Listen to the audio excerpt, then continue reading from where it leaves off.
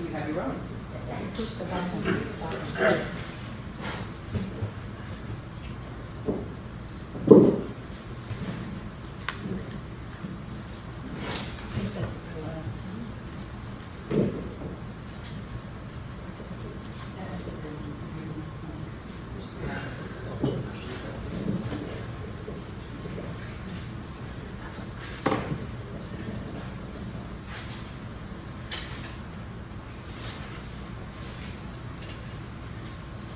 My lecture is on psychopharmacology.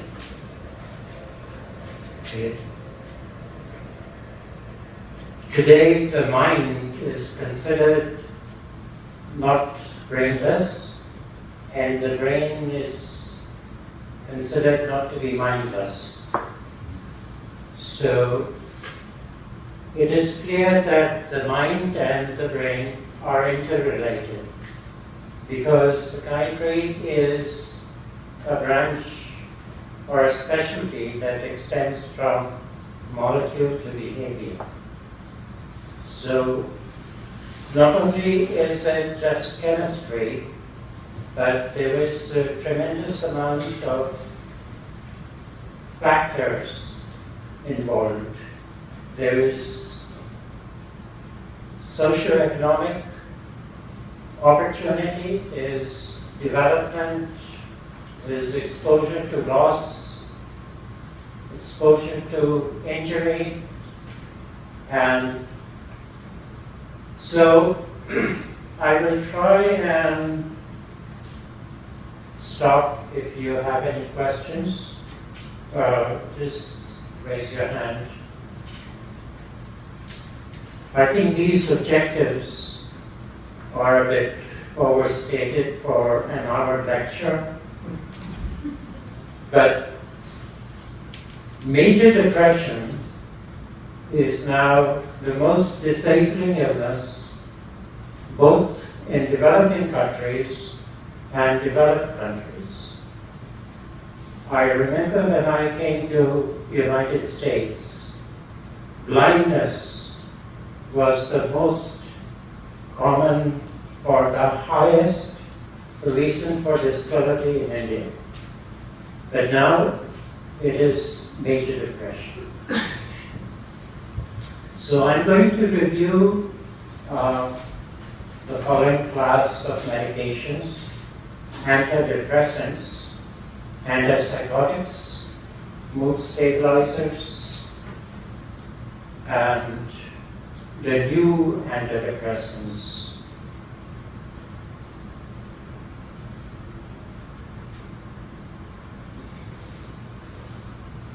So, everyone has heard about serotonin. It is the oldest neurotransmitter in the living organism. We still do not know where it came from, but a single organism that was the origin of life contains serotonin. Serotonin is a survival transmitter. It is the most ubiquitous transmitter in the human brain, and also the GI system and the urogenital system. It is also involved in formulation of long-term memory.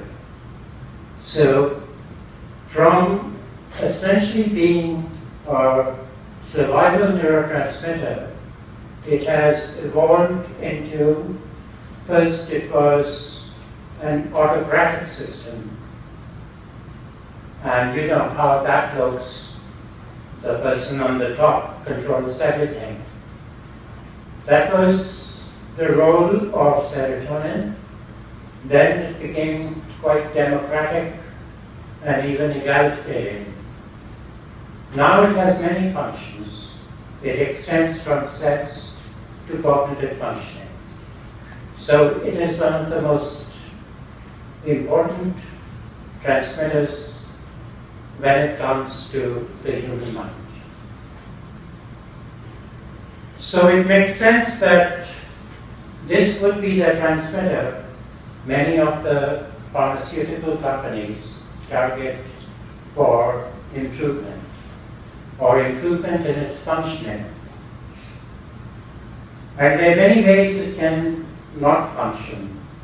And there are many medicines which correct some part of the functioning, but not another. So we are yet not very close to finding a medication for depression which is going to work 90% of the time. Of course, informed consent is the primary step.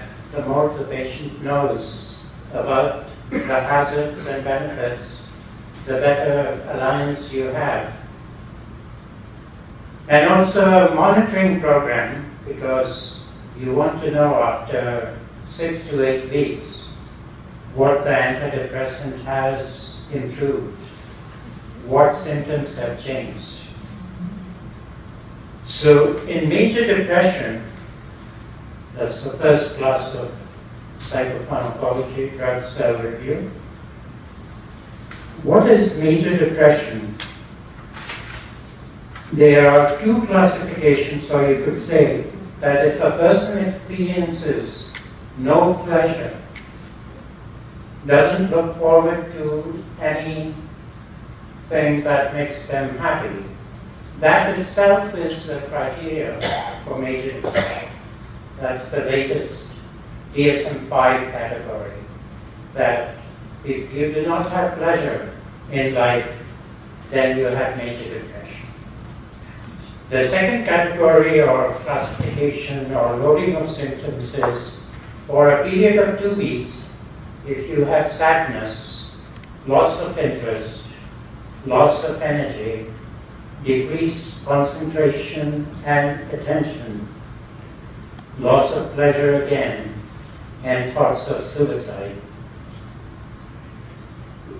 If you have 4 symptoms out of these that last for 2 weeks, then one should consider at least an evaluation for major depression. As I mentioned, that major depression is the most disabling illness declared by World Health Organization, because the very desire to do anything disappears.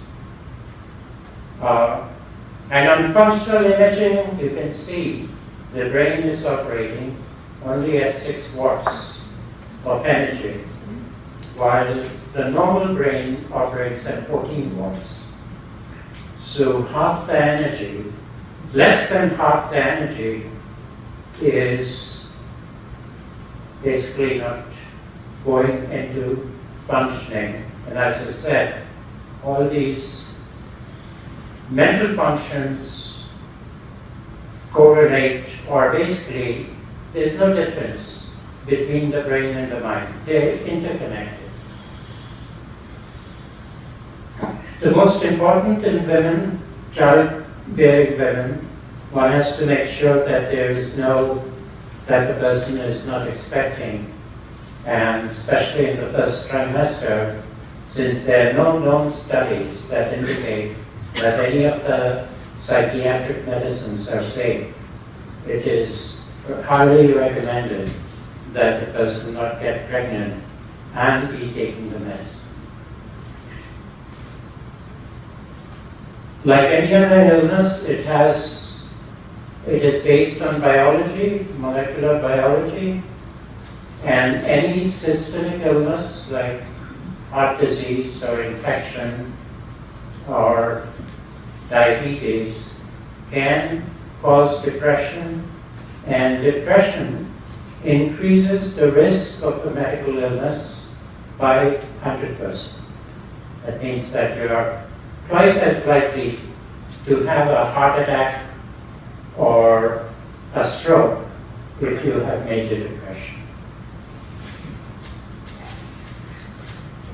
Aside from antidepressants, we recommend non-medication treatments, individual psychotherapy, and medications. The outcome of treatment is superior with both together than either alone.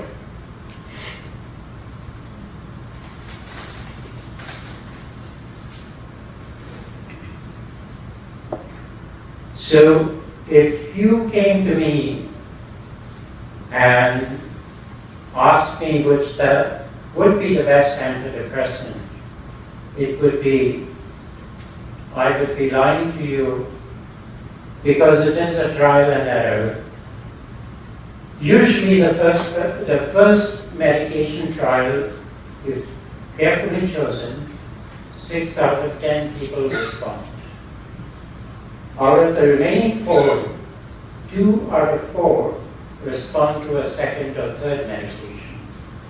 And there are 2 out of 4 that are left that may need other treatments like electroconvulsive therapy, deep brain stimulation, and there are about 10 million people in the world who require deep brain stimulation for their depression. So, how do we select an antidepressant?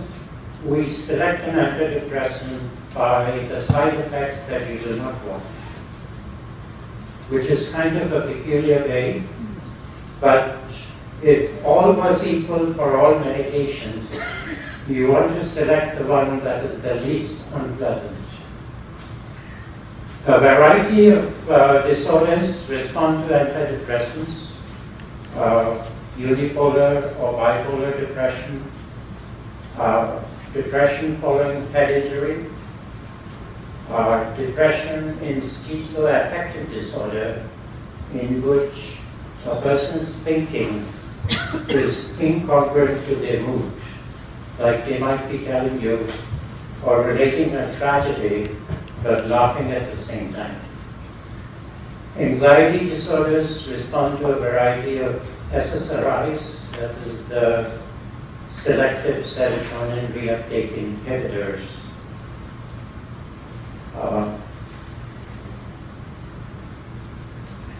So it takes a while for the medication to work on the neurocircuitry. The brain is an electrochemical organ, and most recently there is a third way of transmission, which is nitric oxide.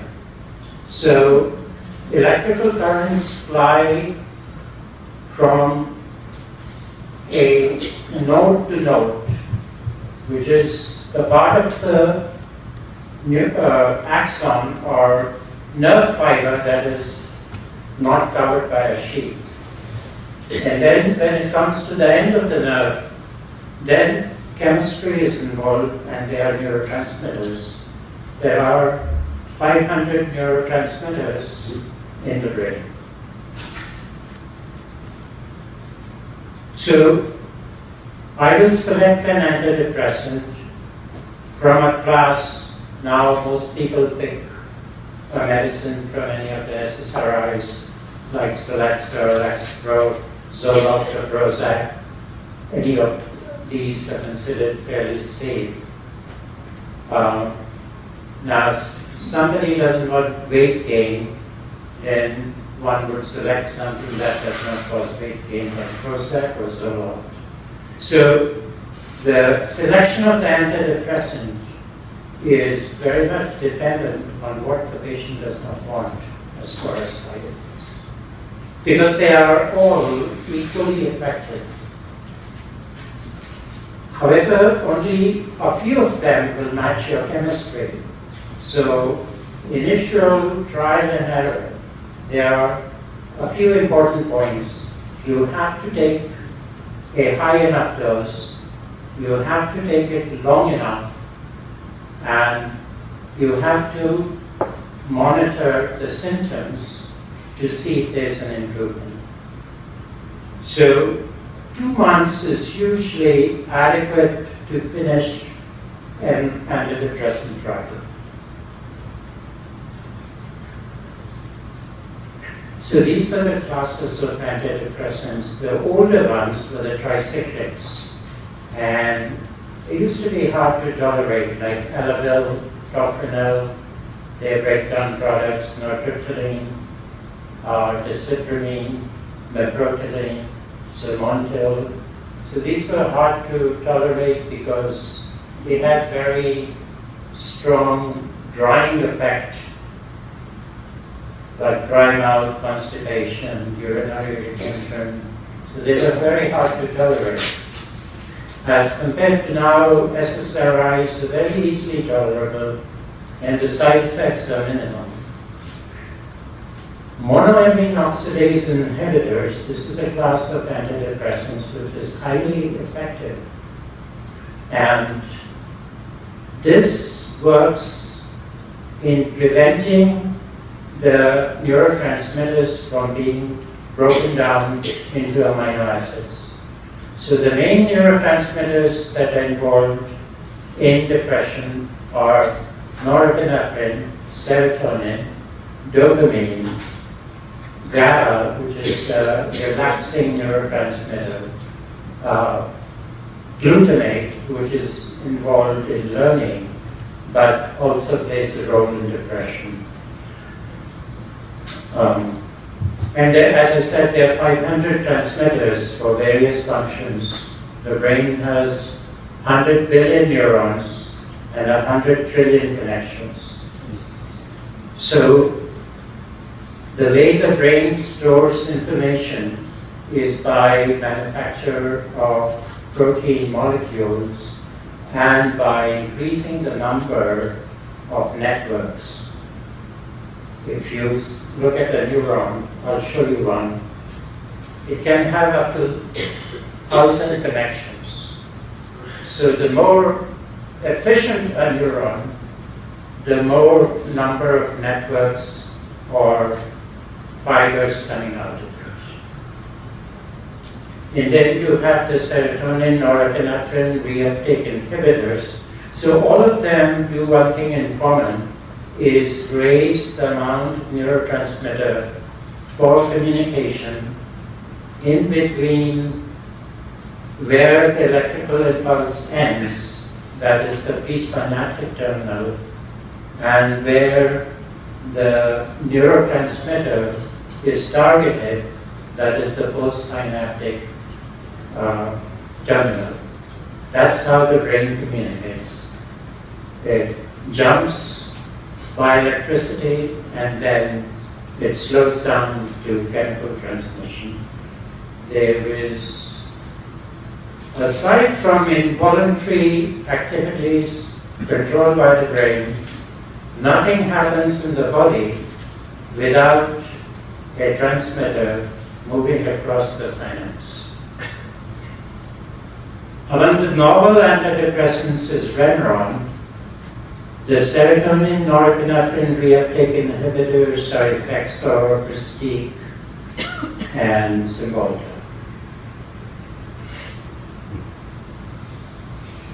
You know, there's always a joke about doctors writing. And these doctors have written things on their placards that no one understands. So one of the problems with the older medications was that it would dry the mouth, cause constipation, cause double vision, drops in blood pressure, and would be very easily lethal in a small amount of dose. Like a week of medicine could be lethal, but you can take a month of Prozac and it won't kill you. So that is the advantage of the newer medications. Another problem with these was that it could prolong the relaxation of the heart, which means that the heart is at risk for irregular heart rhythm.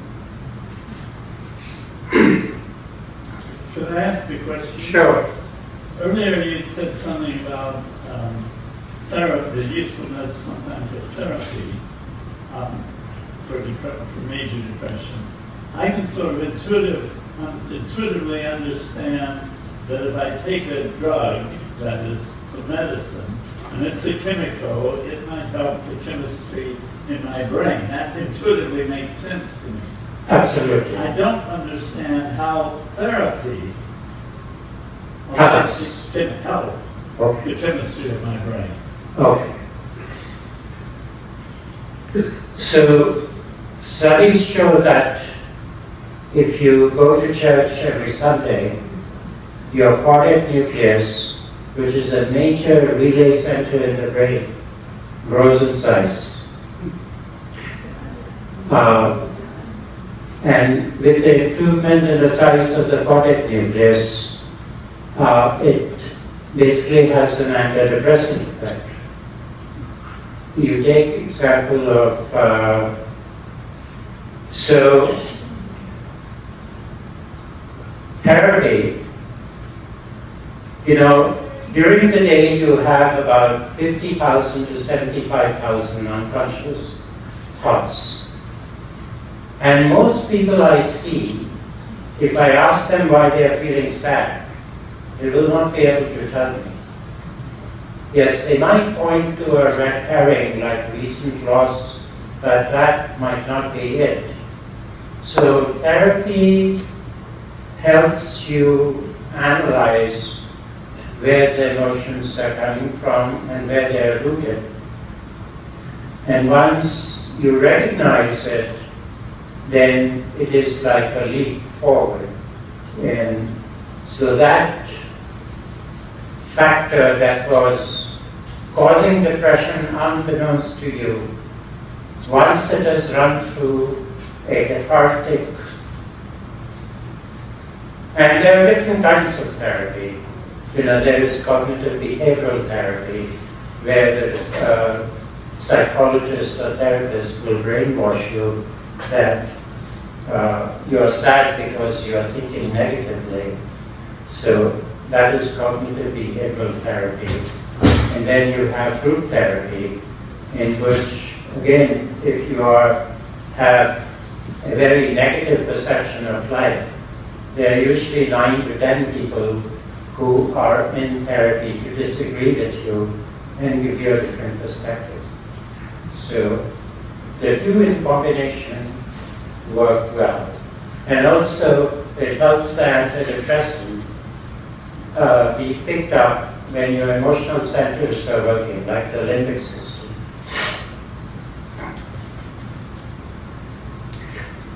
So you must have heard about some of these older medications that used to cause sedation, weight gain, dry eyes, I mentioned that, memory deficits, and sometimes delirium. Delirium is an acute change in memory, where you become somnolent or lose consciousness. And some of the highest number of deaths occur because of delirium, as the person or patient in the hospital will not be able to tell you what is wrong. The symptoms a patient complains of guides the doctor to where to look. I'll mention nortriptyline because before the SSRIs, it was the most commonly used antidepressant, and I used it a lot in Philadelphia. There were about 25 Holocaust victims which were on atomic mattresses. They hadn't walked for years. So then we started treating them with nortriptyline. Their bones were so fragile that when they started walking, they began to have hip fractures. So in depression, you can have severe degradation of your physical body too. Excuse me, so question? Yes, sir. In one of the earlier slides, you listed several disorders. Oh, yes, yes. And I kind of was interested in knowing about the IED, and it's not mentioned here. So is it because you will consider that as part of depression, or what's the... Which one?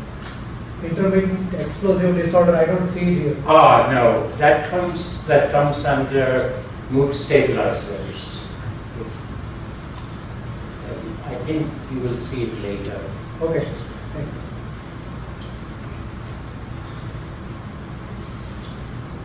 So monoamine oxidase inhibitors are interesting because they were first found in a tuberculosis sanitarium. They found that an antidepressant or an anti-tuberculous drug called iproniacid started improving the mood of all the people in the sanitarium. But at that time, the treatment for tuberculosis was that you have to be in bed, no moving, minimize oxygen demand. And a lot of these patients would get very happy and then keel over and die, much like the Holocaust victims, who when they got happier, broke their hips. So iproniacid was the first discovery of an antidepressant. This was back in the 1950s. There are things that you cannot eat because monoamine oxidase inhibitors prevent the breakdown of serotonin, norepinephrine, and dopamine. And they do have, unfortunately, other side effects. But for a while, between the discovery of SSRIs and the toxic TCAs, the MAO inhibitors in the 80s offered a very decent alternative for treatment of depression. You have to be careful that there is usually a nasty reaction between a MAO inhibitor and an SSRI. So this is a graphical, you can see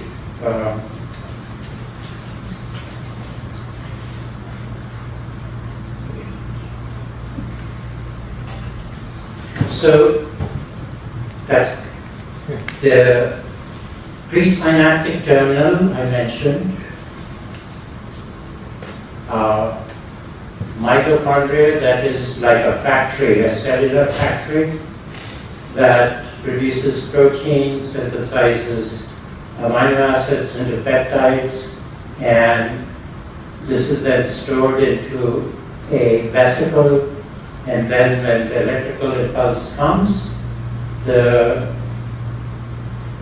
a small action potential where potassium leaves the cell and sodium comes in, creating a gradient which opens the neurotransmitter to go towards 5-HT receptor. And the MAO, so what the antidepressants do is they prevent the serotonin, which is 5-HT, from being taken up and destroyed by this particular enzyme called catechol O methyltransferase, and gives MAO inhibitors acting on your behalf to conserve your serotonin or epinephrine. And then there are many kinds of 5-HT receptors or serotonin receptors. Some of them, and this goes into detailed psychopharmacology because this is a dynamic system.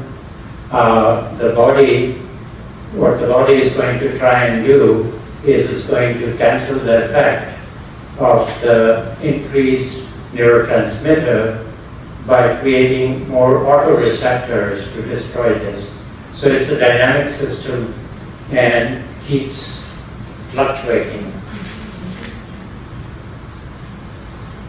And serotonin or serotonergic medications help with anxiety too, like panic attacks. Many of them have been approved for generalized anxiety and panic disorders, like Lexapro, citalopram, Zoloft, Paxil, and Prozac. Many of these now have multiple indications, so that we can avoid using anything addictive like the benzodiazepines, which of course have a role still. Sexual dysfunction in 30 plus, but not all SSRIs necessarily produce sexual dysfunction in one person. One might produce a problem, And other problems sometimes can be restlessness, nervousness, but that usually is a matter of dose adjustment. Very little risk of cut. Yes, I am on surgery, and I went to the dentist, and I found out that I grind my teeth, and he said that that's a side effect of the surgery, and my doctor didn't tell me that, and I've not read that anywhere on information about surgery. So I'm wondering how common that is, and if there are other other psychotropic medications that also have that as a side effect, because I'm on other medicines as well. Many of them do cause dry mouth. Not dry mouth, grinding teeth. Dry? Grinding teeth. Oh, grinding teeth. Yes, yes. That is common with some of these antidepressants. Because one of the side effects is you might see muscle cramps. Yes. I've heard patients say that. Are you dreaming at that time? Or I didn't even know I was doing it, but Okay. I worn off the porcelain of my crown. Oh, yes. So any of them can create involuntary activity. It's more common with stimulant drugs like Wellbutrin, but Zoloft is also activating. It conserves dopamine, conserves norepinephrine, and conserves serotonin. So it's a very broad spectrum medicine. So it can activate muscles. Norepinephrine will cause muscle cramps or muscle. So it is possible and not common. But grinding more with amphetamines and Wellbutrin and Cymbalta, Fetsima. I take Cymbalta. So it might be the Cymbalta as opposed to the sertraline? Correct. Because Cymbalta causes more dry mouth than Zoloft. The dry mouth isn't a problem. I don't. Right, grinding. I don't know why my mind is stuck on grinding. Yes, grinding. But that's more common with stimulant drugs. And I think Zoloft, that is kind of if it is Zoloft, that dentist might be right. But I've heard it more with Cymbalta, because Cymbalta has more norepinephrine activity than Zoloft. Okay, so if I'm taking both of them, then I'm getting a double dose of grinding. Yes. That is a pretty potent combination that you are taking. I was surprised to hear that at the beginning that within 2 weeks of major depression it manifests itself. I thought that in some cases it might be a lot longer than that. For Yes. other reasons. Yes. I think the problem is people tolerate depression for decades. Right. So, but the diagnosis itself can be made at 2 weeks. Yeah. By the severity of symptoms and by the persistence. It's like if I had major depression, I would probably not go to work. I would probably wait it out. But then most people find that it goes on for years. And because it is an inactive, stagnant state of mind, if you have the resources or somebody is supporting you, you might just fall and stay in that for decades. So the number of years lost is huge. That is very true. I lost many years to my major depressive disorder. It robs you of your life. Yes. My combination of drug that works now is Zoloft and Wellbutrin. I've been diagnosed with panic disorder, major depressive disorder, PTSD, and I've been through a few of the drugs, and this is the only combination that has worked for me. Yeah. Because your chemistry is very unique. And every experience or every human interaction is like a chemical reaction that changes your chemistry forever. So sometimes you come across the oddest combination of medications that work. I don't have any side effects from either one of them that I can put my finger on, which is a good thing. That is good. Some of the other ones were, I couldn't function. Yeah.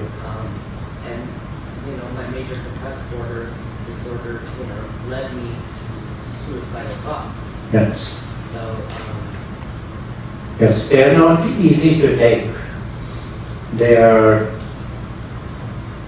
They've saved my life, so I will take my medication every day.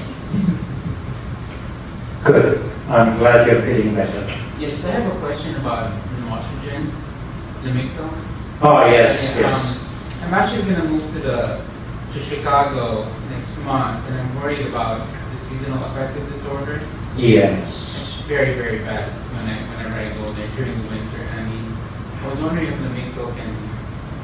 Lamictal doesn't work for seasonal affective. Uh, Either Wellbutrin or Cymbalta. Wellbutrin has been approved for seasonal affective disorder, and also Cymbalta helps. I'm taking Wellbutrin. Okay. So you may sometimes adjust the dose. What about, you can, have you tried light therapy? That doesn't help either. It doesn't? Yeah, it's the cloudiness and the darkness, Yes. the gloominess. Yes. So I'm wondering if You might want to watch Western movies that are shot in the desert, like Lawrence of Arabia. yeah,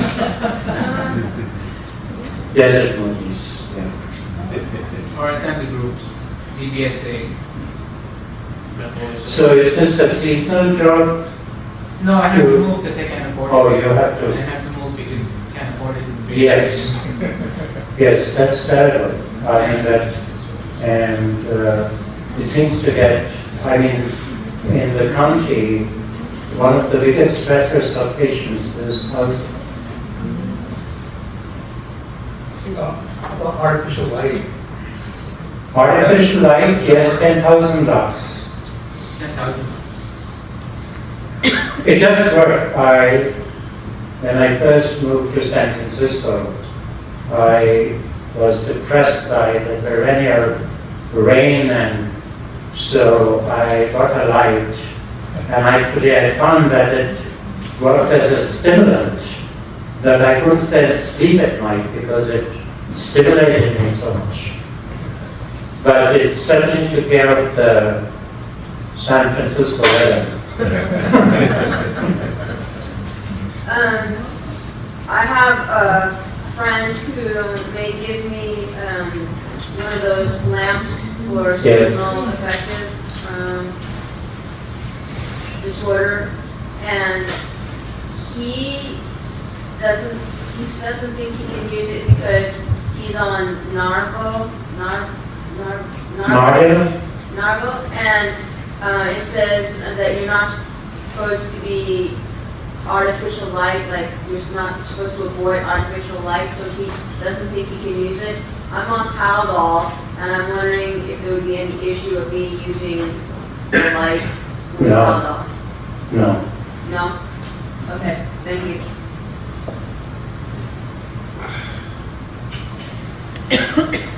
So, Paroxetine is one of the antidepressants. It is anti-anxiety effective. It does cause some sedation, and it is also an anticoagulant. And it does protect the heart from excessive variation in heart rate. So it's a slightly different drug. Most people don't like it because of weight gain. Zoloft It doesn't have many drug interactions, that is a big advantage. It has a short half-life of 7 days. It's less sedating when compared to Paxil, and maximum absorption requires a full stomach. So it's best taken an hour after breakfast. GI side effects are usually nausea, loose stools. Prozac, as you know, was the first SSRI, and Prozac started the search for serotonin in 2022. 7 mad astronauts are going to rendezvous with an asteroid to see if serotonin came from a different galaxy. And the chances of any 7 of them returning to Earth is 10%. But such is their quest.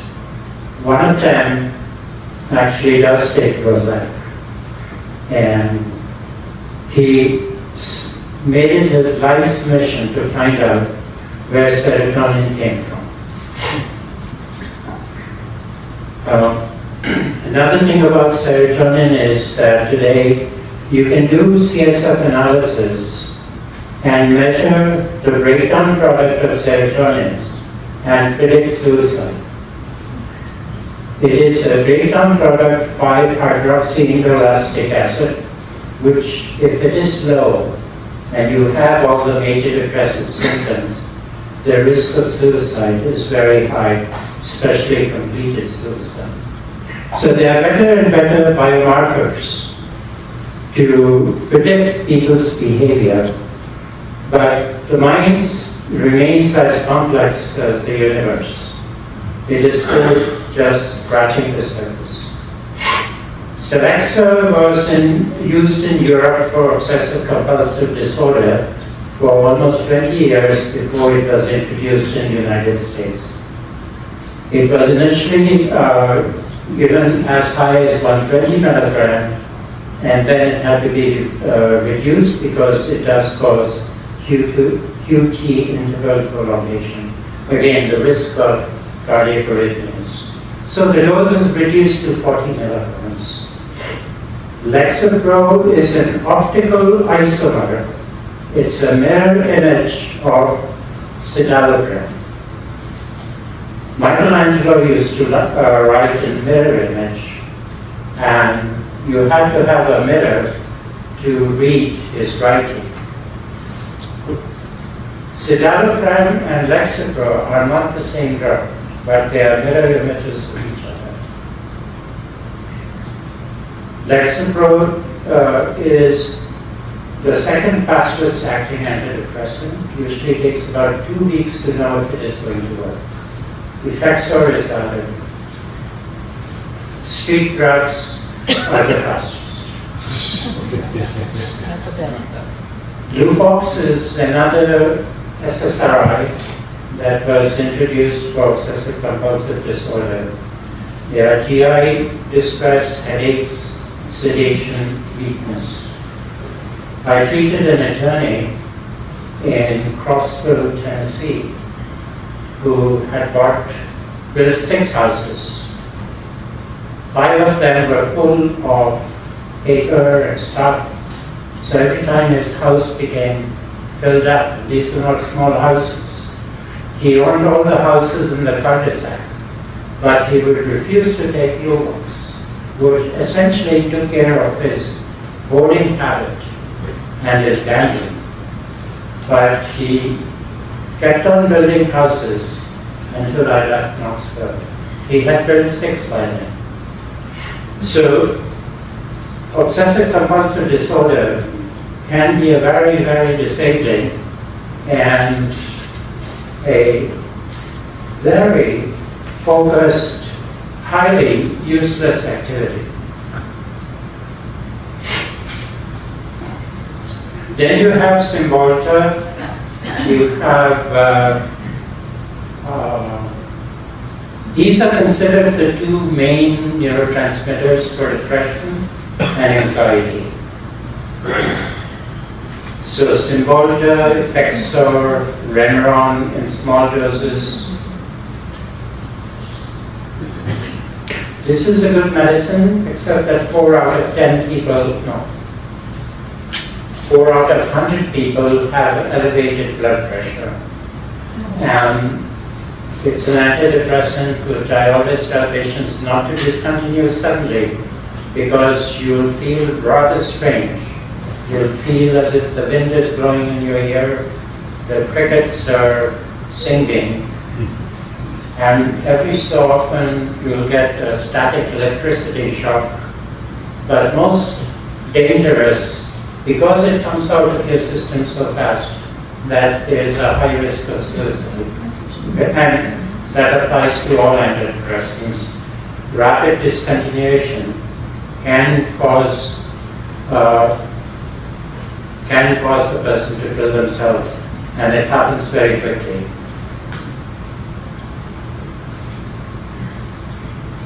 This is the next generation of Effexor called Prestige. It's been around for 6 years, and this is also a very fast-acting antidepressant, and there's also an increase in blood pressure. There is always a perennial battle with insurance companies, but those of you who make less than $35,000 a year can get free medicines from the company. Cymbalta was also approved for fibromyalgia. The way it works is by top-down suppression of pain. Emotional pain makes physical pain worse, and physical pain makes emotional pain worse. That is why some individuals will cut themselves to feel better, because the physical pain alleviates the emotional pain. This is a novel antidepressant in low doses. It is used as a sleeping agent and as an anti-anxiety agent. It does, however, cause weight gain. Wellbutrin is like an amphetamine-like drug, but it is not addictive. It's also used in ADHD.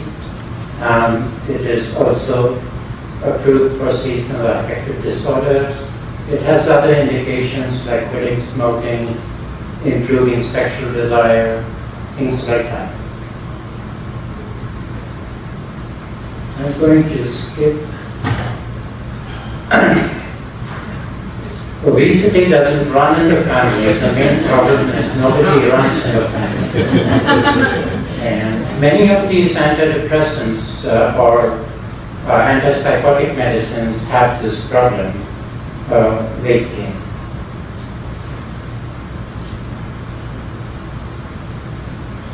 So I have 10 minutes. I will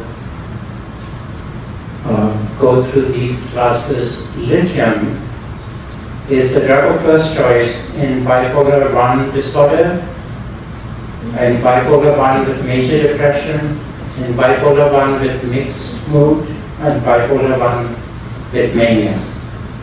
It is by far the best psychotropic and the only psychotropic that is known to prevent suicide.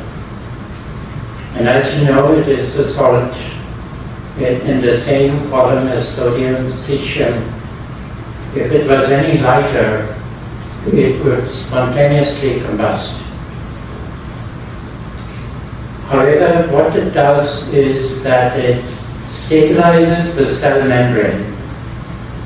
It prevents it from becoming irritable or excessively responsive to changes in action potential or minor changes, even like a change in cell by 6 to 8 millivolts. The lithium is able to stabilize the membrane.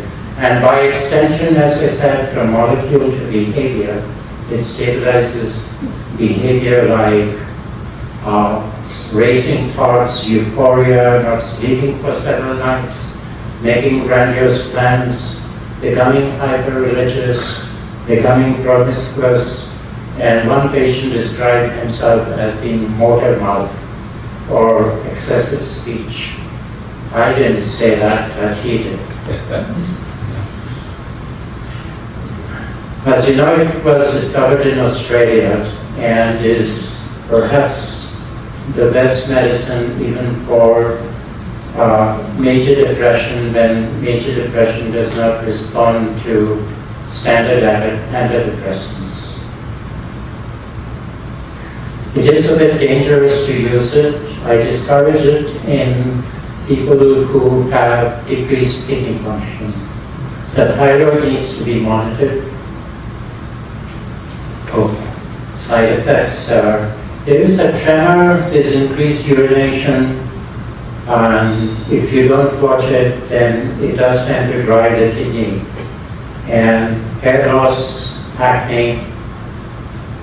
I have not come across hair loss that much. It does reduce the seizure threshold, it does slow down the mind, but that's the purpose. There is an intention tremor that can be treated with beta blockers. Lithium toxicity can occur in older people, even at normal levels, but it can be life-threatening because, again, the person becomes delirious and they're not able to tell the doctor what is going on. Next is an anticonvulsants. These are a class of mood stabilizers that tend to calm the brain. Valproic acid, Depakote is the most common. So people who change in mood from morning to afternoon, the next day, sooner or later, people operating next to somebody whose moods are very turbulent, then the need to stabilize their mood. Valproic acid is neuroprotective, but you have to watch the liver in this case, and you have to watch the bone marrow. What did you say you have to watch beside bone marrow? Bone marrow and the liver.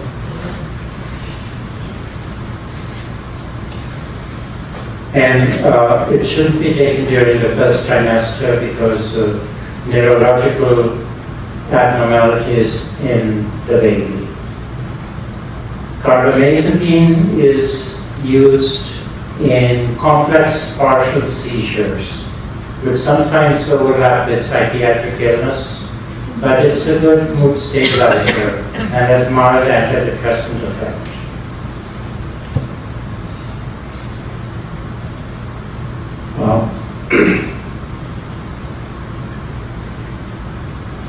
So I'm almost out of time. I'll leave some time for questions.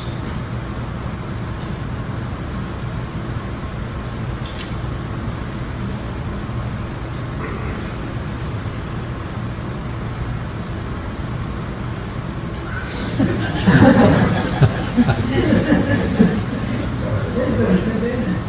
you just go back one screen and back to difficult? Difficult? Yeah.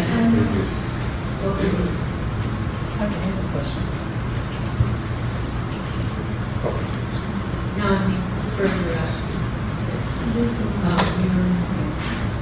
So it's as effective as lithium And what are the side effects? of Depakote.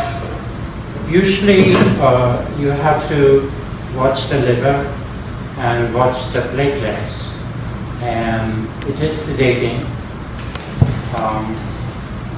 And the pill size is huge. So a lot of people complain of swallowing. But you know, the thing is that if it works for you, you will tolerate the side effects. So I can't say that lithium is better than Depakote or Depakote is better. Yes, about the lamotrigine. How risky is that with Stephen Johnson's? Okay, so neurologists increase lamictal very quickly. Mm-hmm. The major reason for the rash, which cannot be ignored, So it first appears as a sun rash. If you ignore that, you're supposed to stop the medicine and talk to the doctor. The next, what happens to the rash is it becomes like smallpox, not smallpox, chickenpox. You have vesicles, you have blisters, and you have to stop it. You can start it again. No, because of delayed hypersensitivity. Because the second time the reaction is worse because you have some antibodies to it. So then you're going to have even a nastier reaction. And Stevens-Johnson is the third kind of. The problem with Stevens-Johnson is that it causes massive amount of inflammation of the skin and then blistering. So literally the skin feels soft. How prevalent is that? Very rare, but usually associated with rapid increase. So I usually start with 25 milligram, wait a week, 50 milligram, wait another week, so I go only 25 milligram. But I've seen neurologists go from 100 to 200 to 300, which I think will be very anxiety provoking for me. Because the last thing I want is my patient to have Stevens-Johnson. Can you just say a little bit about Risperdal and Yes. Invega? So Risperdal was one of the first medication that worked on negative symptoms. Negative symptoms in schizophrenia are like apathy, not wanting to do anything, almost like depression. Even if all the hallucinations, the thought influence goes away, the person does not functionally improve, like in taking care of themselves, or going to school, or working, or being independent. So Risperdal helps with those symptoms of initiative motivation, which the older antipsychotics do. The advantage of Invega is that it does not have as much weight. As much what? It does not cause weight gain as much. Please. So how often you run into patients that know they have problem but refuse to take medicine? Kind of not over the threshold of taking medicine, Yes. for whatever reason. That, in psychiatry we treat the person, and other branches they treat the illness. So one develops skills to involve the patient in the decision process. That's why consent is such a big thing in psychiatry. Information is such a big thing. You reduce the divide between the doctor and patient by telling them as much, yet not frightening them. I don't know how you cannot frighten someone when you show them the informed consent. So many of these side effects are actually very low frequency. Compared to placebo, that's how you see which side effect is one to worry about. So patients deny psychiatric illness. I think that, of course, there's denial as a defense in many other illnesses like myocardial infarction. But denial in psychiatry is no one wants to admit that they need a medication to function. And it's also, of course, things are getting better. The feedback from society or family is frequently negative. I mean, they might sympathize for a month, but after a month or two, they become rather irritable with you. So what you don't see, I think, and a lot of times people cannot imagine walking in mentally ill patient's shoes. So That also discourages patients from taking the medicine, though that is the main way. The more compliant you are, the better your system responds to the medicine and changes as the second. The brain is a dynamic system. It changes with the help of the medicine. Yes? So, I'm currently taking Zyprexa, and I was wondering if I've been too sedated. I was wondering if I'm being less sedated. Yes. Yes. Both have the problem of increasing appetite. Oh. The advantage with the Abilify is that it improves initiative and motivation. So it acts on the prefrontal cortex. So you're more likely to get an antidepressant effect with Abilify.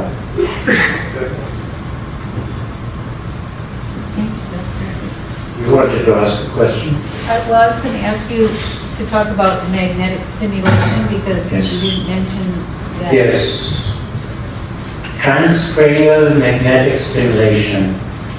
We are going into quantum physics now.